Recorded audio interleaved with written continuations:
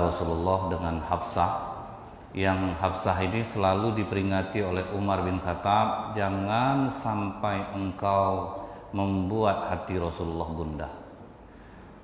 Tapi ketika Umar sering dilawan oleh istrinya, Pak, Umar mengatakan, kok berani melawan sama aku sekarang Atika?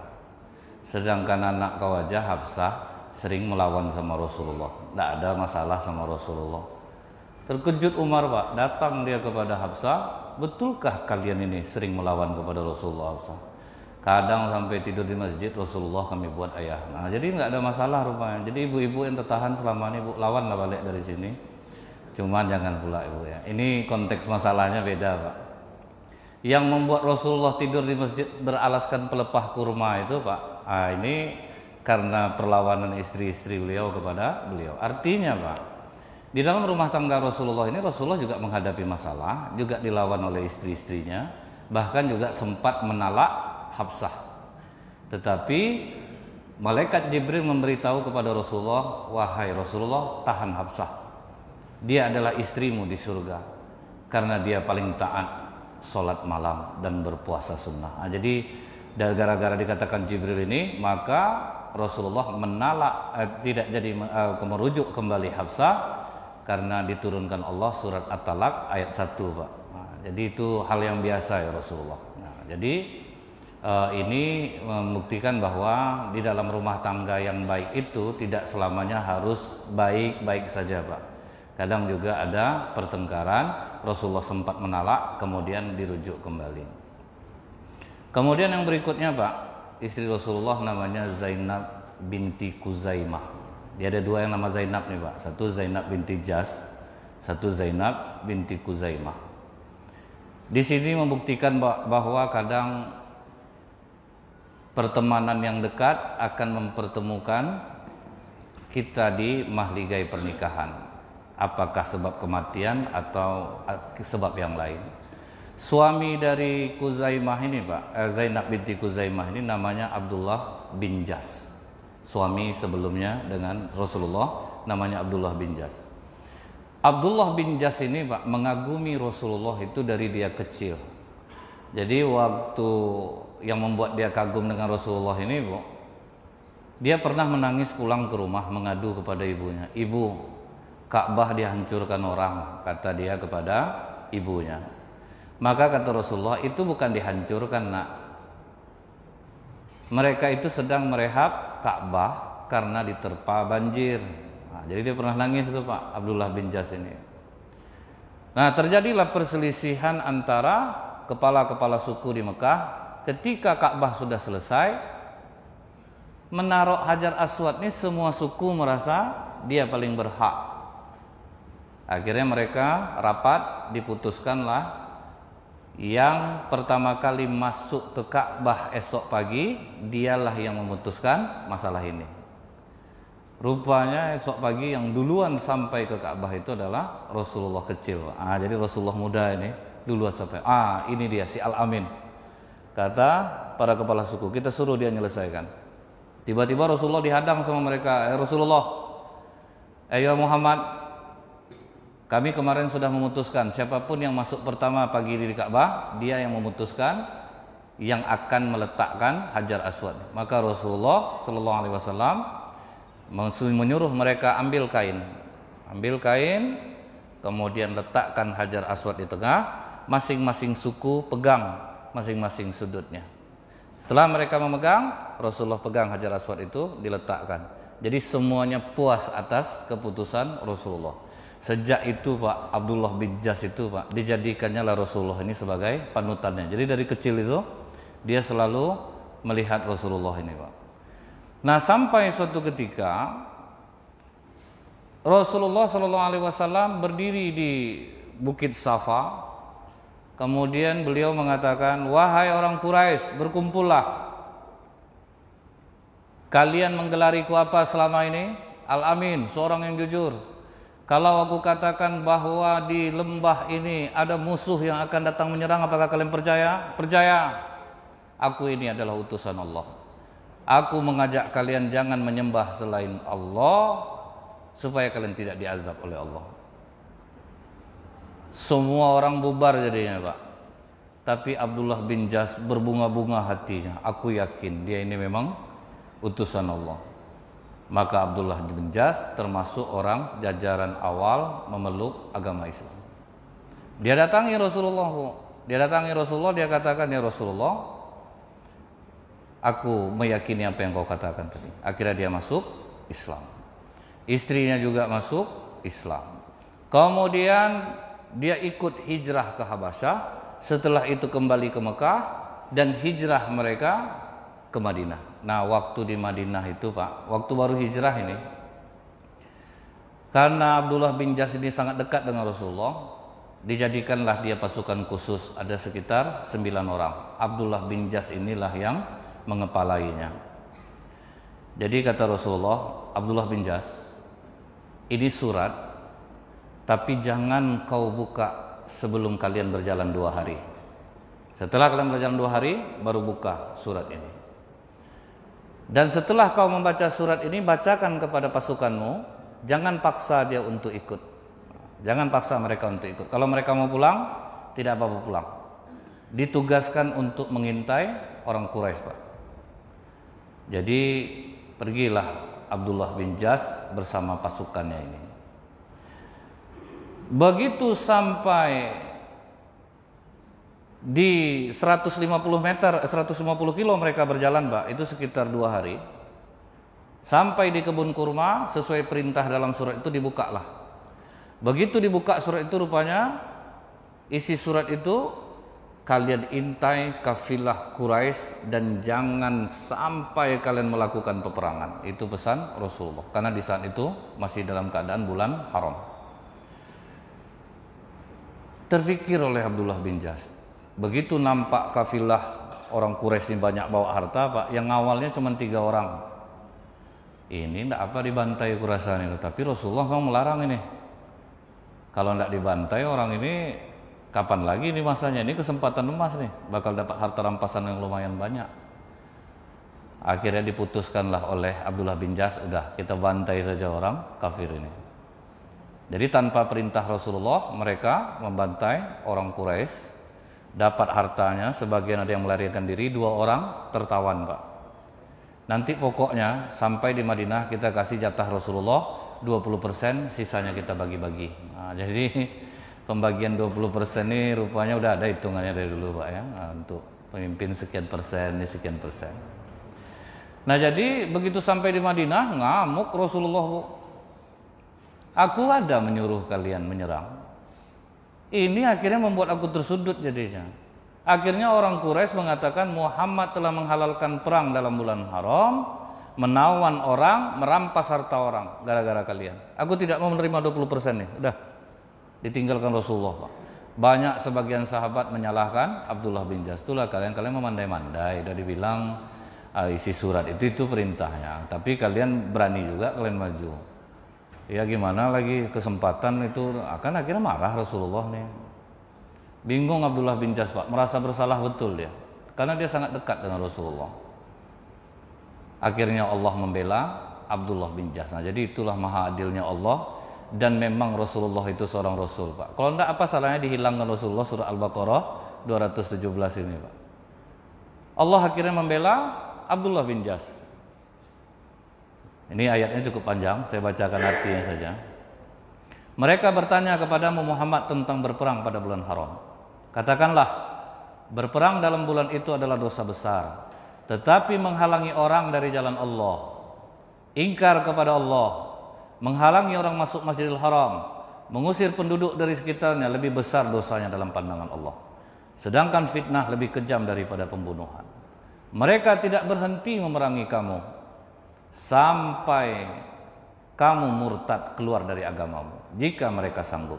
Barang siapa murtad di antara kamu dari agamanya, lalu dia mati dalam kekafiran, maka mereka itu sia-sia amalnya di dunia dan akhirat, dan mereka itulah penghuni neraka, mereka kekal di dalamnya. Langsung Rasulullah mendatangi Abdullah bin Jas, kalian yang betul, aku salah. Ini pemimpin yang hebat, Pak. Kalau enggak, apa salah, Pak? Enggak usahlah disembunyikan. Ya Allah, aku tahu aku yang salah, tapi enggak usahlah aku kabarkan ayat ini ke orang tuh. Nanti mengkek pula Abdullah bin Jas itu nanti besarlah kepalanya. Tidak, Pak. Apa salahnya dihilangkan Rasulullah ayat ini? barulah Rasulullah menerima 20% dari rampasan perang yang diambil oleh Abdullah bin Jas. Dia ganimah ini macam-macam sebetulnya Pak, harta rampasan dalam Islam ini. Ganimah, harta rampasan yang didapat melalui peperangan, persenjataan. Kemudian ada lagi namanya jizyah. Jizyah itu pajak yang diambil dari orang kafir yang mengadakan perjanjian dengan umat Islam dan dia tidak mengganggu. Terus ada lagi namanya fa'i. Fa'i itu didapat tanpa peperangan, belum perang orangnya udah lari Pak, tinggal hartanya, itu diambil, itu fa'i. Ada lagi namanya nafal. Nafal itu bagian khusus yang diberikan oleh pemimpin kepada orang-orang yang ditunjuknya, bagiannya agak lebih. Terus ada namanya salab.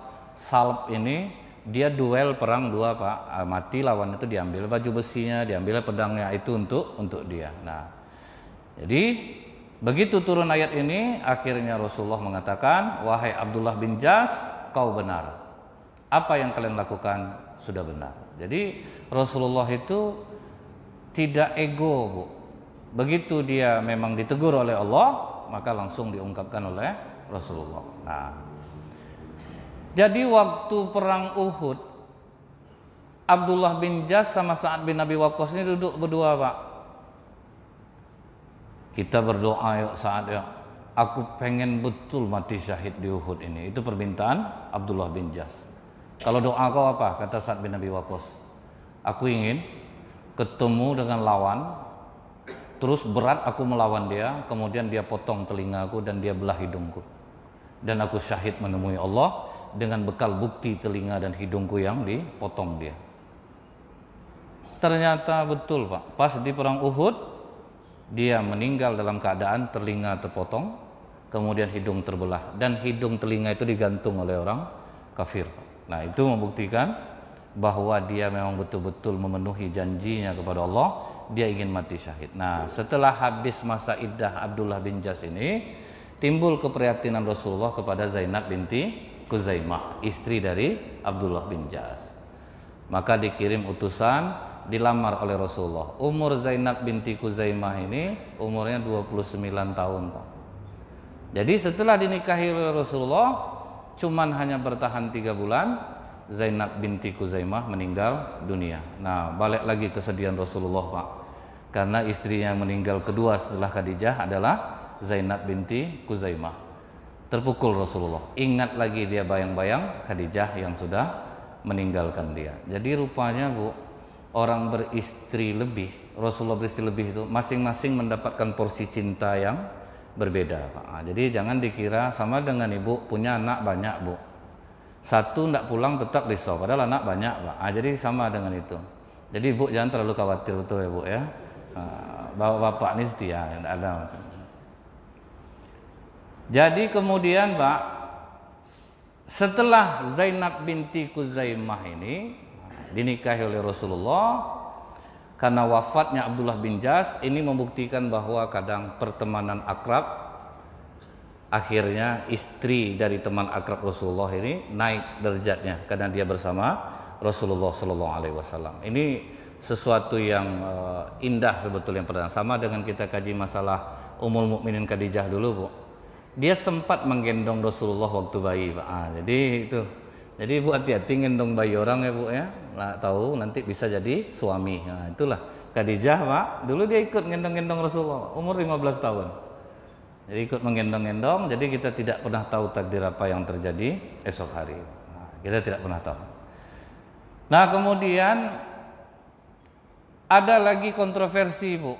Istri Rasulullah yang mungkin jarang terdengar namanya. Namanya Raihanah Pak. Raihanah ini anak dari orang Yahudi Bani Quraisyah. Jadi ada yang mengatakan dia hanya sebagai budak Rasulullah. Tapi sebagian yang menguatkan adalah dia adalah istri Rasulullah.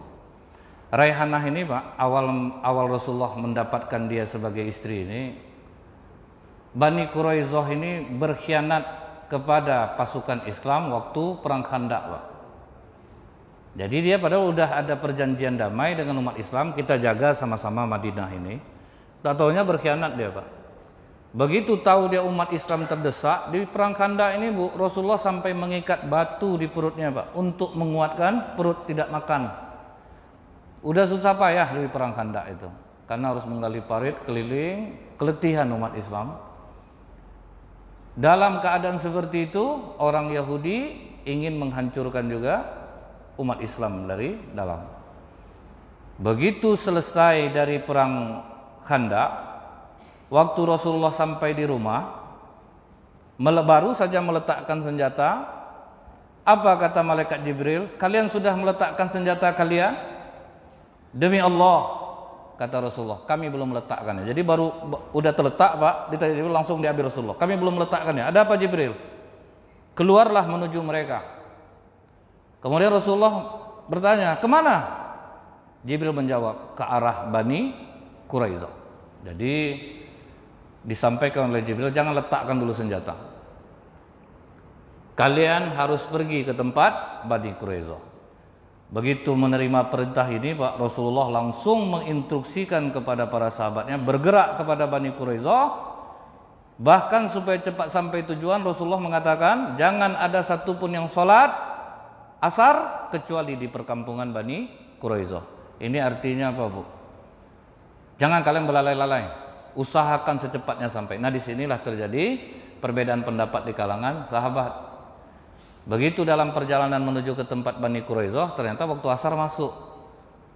Jadi sebagian sahabat memilih sholat tepat pada waktunya, sebagian lagi sesuai dengan instruksi Rasulullah. Jam berapapun sampai tetap sholat asar. Jadi makanya ada yang sampai malam sholat asarnya, sampai di Bani Quraidah. Dan begitu disampaikan ini kepada Rasulullah, Rasulullah tidak mencelanya. Dua-duanya benar. Nah, jadi tidak ada yang salah. Jadi perbedaan pendapat itu hal yang biasa. Bahkan sholat yang tepat waktu pun bisa kadang sampai diundur sampai malam. Jadi sebagian melaksanakan tepat waktu, sebagian lagi sholat setelah sampai di Bani Quraidah. Nah, begitu sampai di Bani Quraidah ini, Pak, tidak ada yang keluar satupun mereka dari benteng mereka itu, Bu. Dikepung oleh umat Islam selama 25 hari. Akhirnya kepayahan mereka dalam benteng itu. Mau tidak mau, mereka harus keluar. Berunding, kalian akan aku hukum, kata Rasulullah. Tapi izinkan yang menghukum kami juga keturunan Yahudi, biar dia yang memberikan hukuman kepada kami. Disuruhlah Sa'ad bin Mu'adz, Pak, karena dia keturunan Yahudi. Jadi tidak semua Yahudi pula yang harus kita benci, saudara, karena banyak juga umat Islam pada masa dulu itu orang Yahudi yang masuk Islam, Pak, dan mereka sangat membela Rasulullah. Salah satunya adalah Sa'ad bin Mu'adz ini. Jadi Sa'ad bin Mu'adz ini dihimbau untuk datang. Begitu sampai di kampung Bani Quraidah ini, Rasulullah mengatakan kepada kaum Ansor, berdirilah kalian, sambutlah pemimpin kalian. Jadi menghargai orang berdiri datang itu sebetulnya juga sunnah Rasulullah. Memang Rasulullah melarang orang terlalu menghargai beliau atau apa, cuman kita sendiri yang harus mengira-ngiranya, Pak. Jadi ketika Sa'ad bin Mu'adz datang, kata Rasulullah, berdirilah, sambutlah sayyid kalian, pemimpin kalian. Kemudian Sa'ad mendatangi Rasulullah SAW, Rasulullah bersabda kepadanya, orang-orang ini tunduk kepada hukummu, Sa'ad, silahkan, hukum apa yang harus kau jatuhkan. Maka kata Rasulullah, bunuh semua pasukan mereka. Wah, jadi orang Yahudi sendiri akhirnya mengatakan bunuh semua pasukan mereka, tapi jangan sakiti wanita dan anak-anak. Apa kata Rasulullah? Engkau telah menjatuhkan sanksi kepada mereka sesuai dengan sanksi Allah. Jadi Rasulullah juga setuju dengan pendapat Sa'ad bin Mu'adz. Rencana orang Yahudi ini, Pak, kalau Sa'ad bin Mu'adz yang mengadili, mereka tidak akan dihukum bunuh, tapi rupanya justru disuruh bunuh. Dibunuhlah semuanya. Jadi yang perempuan tertawan, anak-anak dibiarkan selamat, tidak ada yang disakiti satupun. Dan menurut riwayat, Pak, yang terbunuh ini berjumlah sampai 400 orang banyaknya. Jadi cukup banyak orang Yahudi yang dibunuh. Nah, kemudian di antara tawanan itu terlihatlah oleh Rasulullah Raihanah ini, Pak, di antara tawanan wanita. Jadi dikirim Rasulullah utusan, coba sampaikan kepada Raihanah, aku akan menikahi dia. Jadi disampaikan kepada Raihanah, tidak, aku tidak mau. Ditolaknya Pak Rasulullah Pak. Jadi bukan Ummu Salamah saja yang pernah menolak Rasulullah, Raihanah ini juga menolak Rasulullah Pak. Dia tidak mau. Kemudian dicoba membujuknya, Rasulullah tidak akan memaksamu. Kau kalau mau menikah dengan dia, kau akan terhormat. Kau terima Islam, kau dilindungi, Raihanah. Kata Rasulullah, pokoknya jangan paksa dia. Kalau dia mau, aku akan menikahinya. Jadi akhirnya Raihanah ini mengatakan kepada Rasulullah, aku menerimamu ya Rasulullah. Jadi maka Raihanah menjadi istri Rasulullah yang berikutnya. Nah, jadi ternyata Rasulullah ada juga ditolak ya Pak ya. Jadi Bapak jangan cepat kecewa Pak. Nah, jadi kalau misalnya Bapak ditolak, santai aja Pak. Rasulullah 2 kali kena tolak. Satu dengan Ummu Salamah, satu lagi dengan Raihanah. Nah kemudian Bu ya, pernikahan dengan Raihanah ini cukup lumayan Pak. Cukup lumayan lama Rasulullah dengan Raihanah. Dan ketika perang Bani Mustalik, kalau kita ingat lagi kajian kita ketika Ummul Mukminin Aisyah Bu. Jadi waktu perang Bani Mustalik, Rasulullah mendengar kabar bahwa Haris bin Nadar, pemimpin dari kelompok Bani Mustalik ini Pak, akan menyerang pasukan Islam. Dikarenakan pasukan Islam kan kalah di Uhud Pak. Bangkit semangat mereka Pak. Inilah kesempatan kita hantam Muhammad ini. Kita hantam mereka. Akhirnya mereka keluar dari perjanjian. Jadi rencana mereka mau menyerang, Rasulullah tidak langsung suudzon Pak. Dikirim dulu utusan, kau cek betul enggak informasi itu. Nah ini cara Rasulullah. Jangan sembarangan menyerang orang, cek dulu informasi, cari informasi dulu, betul atau tidak. Dicek oleh sahabat, nyamar dia Bu. Sistem intelijen Rasulullah nih Pak, datang. Jadi bagi Rasulullah tuh Bu ya, semua orang terpakai Bu. Jadi sahabat Rasulullah ini kan latar belakangnya berbeda-beda nih Pak. Yang intelijen itu bagian dulu pernah jadi penipu-penipu ulung Pak, masuk Islam jadi intelijen karena payah ngalahkan dia. Dia orang lapangan masalahnya. Jadi Rasulullah ini Pak tidak ada yang tidak terpakai semua sama dia, semua terpakai. Ada dulu sahabat Bu ya. Misalnya harga unta satu kandang sekian ribu 500 dinar. Dicarinya nanti lawan Pak. Mau enggak Bapak beli unta? Satu kandang itu jumlahnya sekian 500 dinar. Pakai ongkos enggak? Ngapa pula pakai ongkos? Aku antar sampai sini 500 dinar. Ya mantap kau jualan nih. Maulah aku beli sama kau. Diantarnya lah unta itu Pak. Sampai di tempat tujuan betul-betul 500 dinar Pak. Sudah tuh ditanggalkannya tali unta itu semuanya. Datang yang beli. Kalau enggak pakai tali bagaimana nih? Aku kan jual untanya aja 500 dinar. Kalau tambah tali beda harganya. Kena juga aku sama kau jadinya. Akhirnya bayar tali sebanyak itu Pak, lumayan juga akhirnya dapat sama dia. Nah, yang seperti ini dijadikan Rasulullah intelijen Pak. Jadi karena dia orang-orang yang biasa di lapangan, dia udah tahu betul. Dia masuk dia ke Bani Mustalik. Akhirnya informasi satu. Ya Rasulullah betul, mereka akan menyerang. Sebelum mereka menyerang, Rasulullah masuk Pak ke sana. Akhirnya orang itu tidak sadar pasukan Islam masuk, kocar kacir lari semua ya Pak. Termasuk Haris bin Nadir, lari. Ternak-ternak cukup banyak dapat oleh umat Islam. Ini yang saya maksudkan dengan fa'i itu, mendapatkan harta tanpa peperangan. Dapat fa'i, diambil oleh pasukan Islam. Tertawanlah anak kandung dari Haris bin Nadir, seorang perempuan. Jadi yang si perempuan dari Bani Mustalik ini ternyata dia adalah anak dari Haris bin Nadir. Ditangkap oleh Sabit bin Qais Pak. Begitu ditangkap oleh Sabit bin Qais ini, Sabit bin Qais ini kan prajurit tibanya Pak. Dia prajurit Rasulullah. Kemudian dia menawan anak kepala suku. Jadi setelah itu datang perempuan ini menghadap kepada Rasulullah. Ya Rasulullah, namaku Juwairiyah. Aku anak dari kepala suku Bani Mustalik. Sekarang yang menawanku Sabit bin Qais, dan dia tentu saja bisa berbuat apa saja denganku kalau aku tidak ditebus oleh keluargaku. Kalau aku dijadikannya istri, terus terang tidak level ya Rasulullah. Jadi ada Pak, tidak masalah Pak. Makanya kata Rasulullah ini Pak, kalau nikah itu sama yang sekufu. Jadi itu bukan menghina. Nikah memang harus sama yang sekufu, selevel. Jadi aku mau ya Rasulullah, tolong aku. Tolong tebus aku ya Rasulullah. Jadikan aku istrimu. Ini permintaan nih Pak. Karena dia anak kepala suku. Kalau sama kau rasanya aku terasa bisa lah ya Rasulullah. Agak senang latih aku. Karena kau pemimpin umat Islam.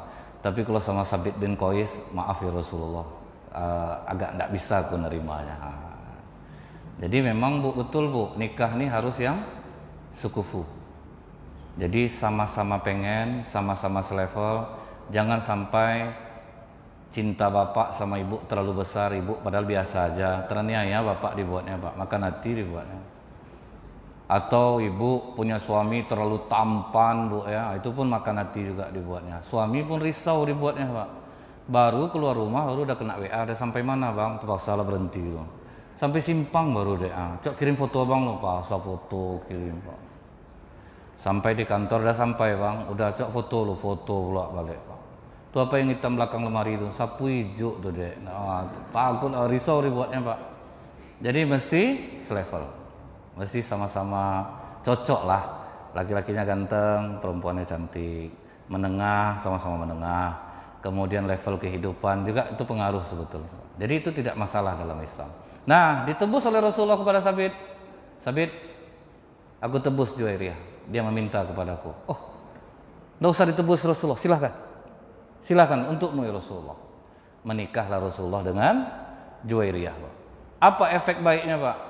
Efek baik dari pernikahan Rasulullah ini, sahabat semuanya, tidak layak kita menawan saudara ipar Rasulullah. Lepaskan semua Bani Mustalik. Dilepas semua Bani Mustalik Pak. Terakhir datang Haris bin Nadir mau menebus anaknya Pak. Dibawanya lonta, ternak. Muhammad, aku ingin menebus anakku. Ditengoknya anaknya diperlakukan Rasulullah dengan baik. Maaf Haris, anakmu telah menjadi istriku. Bagaimana onta yang dua yang bagus yang kau sembunyikan di balik batu itu? Terkejut Haris Pak. Dari mana kau tahu ya? Berarti kau ini memang seorang Rasul. Jadi rupanya Pak, dia waktu mau menembus dengan onta itu Pak, dipilihnya ontanya ada dua ekor onta, dia singinnya Pak.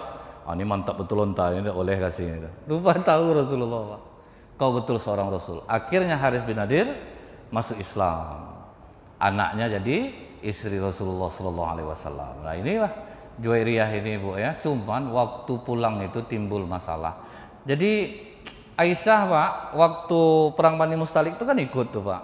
Agak tidak enak sebetulnya Bu, pas Juwairiyah masuk minta tolong sama Rasulullah tuh Pak, agak tidak enak hati Aisyah. Dia cantik anaknya, pasti kena. Tapi gimana? Memang udah seperti itu keadaannya. Jadi istri cemburu tuh Pak, jangan diambil hati betul Pak. Ini kadang kita ini terlalu baper, cemburu sedikit istrinya. Tidak ada Abang dek, Abang tidak ada. Ngapa kita mesti bohong Pak? Nanti aku tidak enak Abang sama dia, ya apa boleh buat lah dek. Kalau cemburu adek mau apa lagi? Nah, gitu aja lah jawab Pak. Jangan sampai berbohong lah Bapak jadinya. Abang tidak ada apa-apa, periksa lah HP Abang nih ya. Itu apa love you tuh Bang? Kata-kata apa aja tuh nyari. Tidak ada Bapak. Akhirnya kita bohong jadinya. Abang suka sama dia. Tidak usah itu tanya lagi deh. Nyantai aja lah. Tidak Abang tak, walaupun didesak Pak. Aisyah pun merasakan kecemburuan itu kok Pak. Waktu Juwairiyah menghadap Rasulullah itu tidak enak hati Aisyah. Udah tahu dia Pak, ini bakal jadi pesaing aku nih Juwairiyah. Bakal jadi pesaing aku. Nah, pulang dari Bani Mustalik itulah timbul masalah. Nah, ini kan pernah kita ungkapkan waktu kita membahas masalah Ummul Mukminin Aisyah difitnah oleh Abdullah bin Ubay bin Salul berselingkuh dengan Safwan bin Mu'attal. Jadi memang ini dilema rumah tangga Rasulullah. Dapat istri Juwairiyah, pulang Aisyah dapat masalah. Jadi ujian ini tidak bisa kita memilih-milihnya. Rasulullah sendiri teruji rumah tangganya Pak. Nah setelah dari Juwairiyah ini, Nah, ini yang tidak bisa kita lupakan, Pak. Suatu sejarah yang mungkin kata Aisyah, kalaulah Rasulullah mau menghilangkan ayat ini akan dihilangkan oleh Rasulullah mengenai pernikahan dia dengan Zainab binti Jas. Jadi kalau tadi Zainab binti Kuzaimah, kemudian Raihanah, kemudian Juwairiyah. Nah, ini yang berikutnya ini, Pak, Zainab binti Jas. Jadi Rasulullah ini punya anak angkat namanya Zaid bin Harithah, anak orang Afrika. Jadi waktu dia sama ibunya akan pergi ke Mekah berniaga, itu dirampok oleh orang Quraisy. Anaknya ditangkap, ibunya dijadikan budak.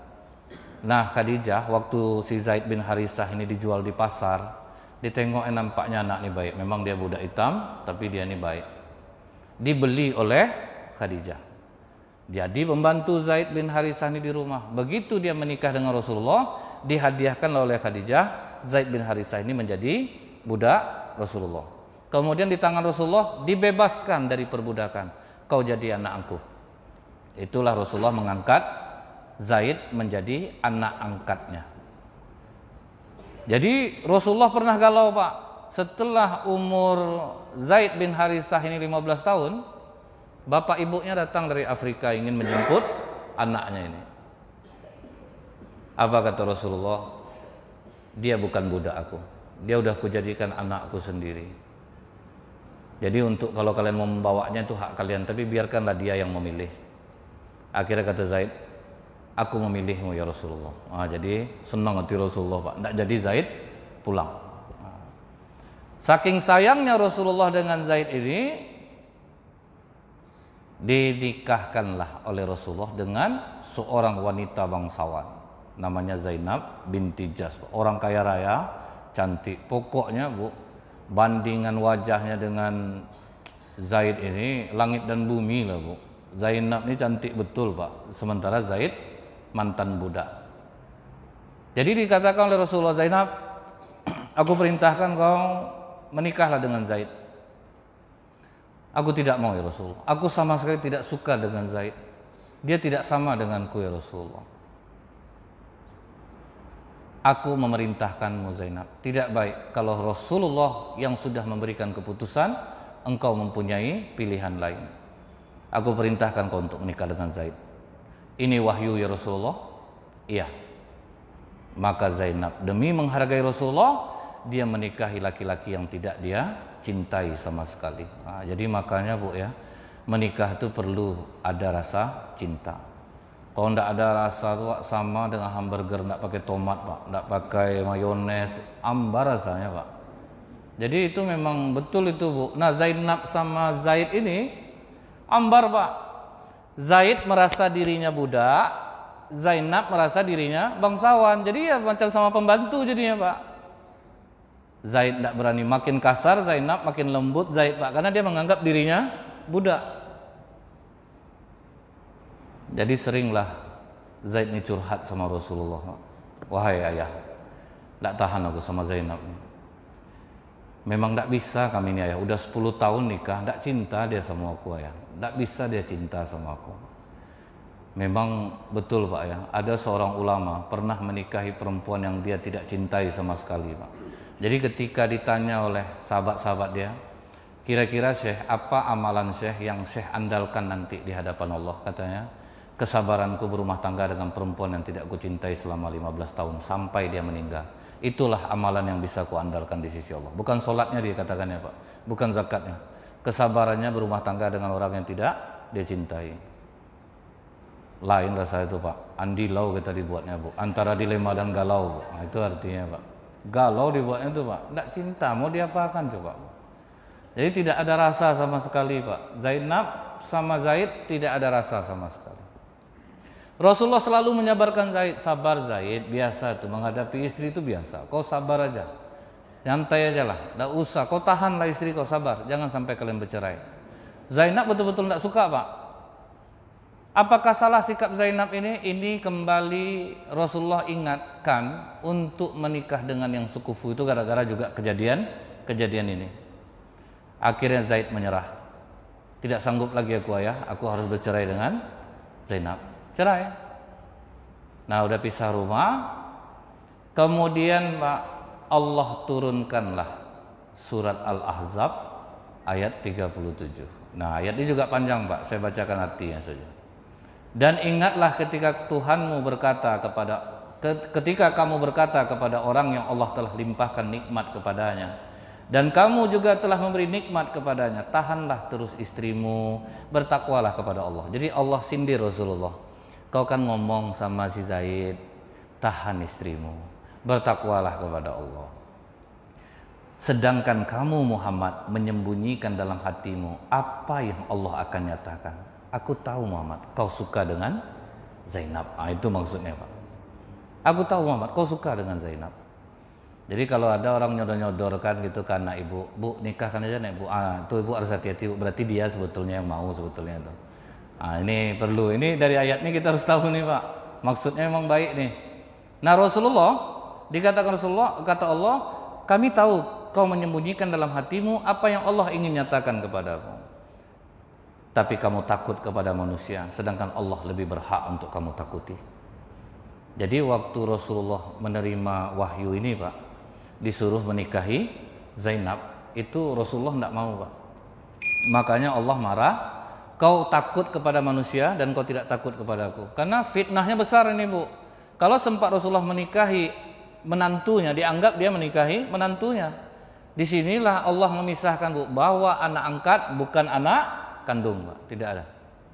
Jadi istri anak angkat boleh diperistri oleh ayah angkatnya, karena dia bukan ada hubungan. Nah Rasulullah berani akhirnya Bu. Malah Bu ya, yang meminang Zainab binti Jahsy ini adalah Zaid Pak. Setelah habis masa iddah, Zaid, tolong pinangkan Zainab untukku. Berapa setianya seorang Zaid Pak, harus memendam kesedihannya Pak. Dia pergi ke tempat Zainab. Zainab waktu itu sedang sibuk Bu memasak. Zainab, aku ada kabar bagus untukmu. Rasulullah ingin menjadikanmu istrinya. Tapi hebat Zainab, pandai dia menghargai perasaan Zaid Pak. Tidak ada dinampakkannya senangnya. Tunggu dulu, aku ingin istiqoroh. Istiqoroh dia Pak. Tidak ada dinampak, betul nih Zaid. Itu tambah terpukul Zaid dia Pak. Itu betul yang aku cari Zaid. Ngapa tidak dari dulu aja? Aku udah muak nengok kau, tidak ada. Pandai dihargainya. Jadi begitu Rasulullah menikah, diperintahkan Allah Bu, tanpa wali, tanpa saksi Pak, karena Allah langsung yang menikahkan Zainab. Jadi Rasulullah langsung datang. Allah sudah menikahkanmu denganmu Zainab, dengan turunnya surah Al-Ahzab ini Pak, menikah Rasulullah dengan Zainab. Jadi sahabat duduk lama-lama di situ Bu. Dalam surah Al-Ahzab ini juga dilarang oleh Allah, kalian kalau ke rumah Rasulullah jangan lama-lama. Jangan lama-lama, bertamu jangan lama-lama, nanti terganggu Rasulullah, keluarkan. Jadi akhirnya sahabat ngerti Bu, bertamu itu ada etikanya. Ingat Pak, kalau kopi dari panas sampai dingin, itulah kita bertamu di rumah orang Pak. Jangan lama-lama lagi Pak, udah habis kopi itu, tambah air putih sedikit lagi, muak orang Pak. Jadi ini etika bertamu, diajarkan dalam surah Al-Ahzab, jangan lama-lama di rumah orang, terganggu orang. Nah begitu orang semua sudah keluar, Zaid tetap di dalam. Zaid keluar, kata Rasulullah, kau menemui Zainab harus dengan memakai tabir, jadi tidak boleh lagi. Nah inilah kebanggaan Zainab kalau berantem sama istri-istri yang lain. Jadi jangan dikira nggak ada berantemnya Bu, ada Bu. Setiap berantem apa kebanggaan Zainab?